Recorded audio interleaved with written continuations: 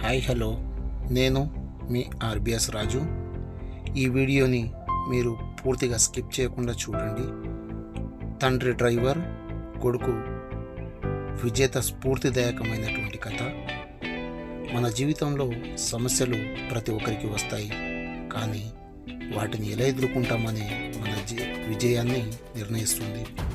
ఇది ఒక సాధారణ డ్రైవర్ కొడుకు అసాధారణమైనటువంటి విజయాన్ని సాధించిన కథ. 16 ఏళ్ల రవి తండ్రి శ్రీకాంత్ ఒక క్యాబ్ డ్రైవర్.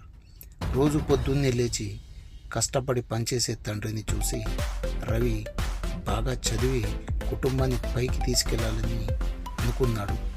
కానీ ఒకరోజు రవి తండ్రికి తీవ్రమైన అనారోగ్యం వచ్చింది. డ్రైవింగ్ చేయలేని స్థితిలోకి వచ్చాడు. ఇల్లు నడపడం కష్టమైంది. స్కూల్ ఫీజు కూడా కట్టడం అసాధ్యమైంది.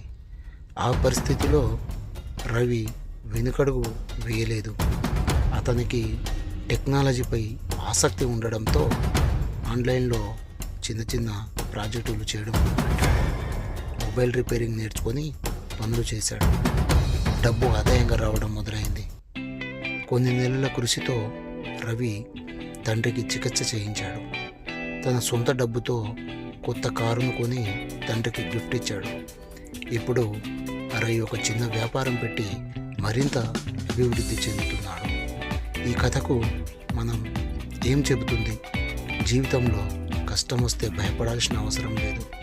మన కష్టానికి, పట్టుదలకు విజయమే ఫలితం. కష్టపడితే మీరు విజయం సాధించగలరు. సమస్యలు ఉన్నాయా?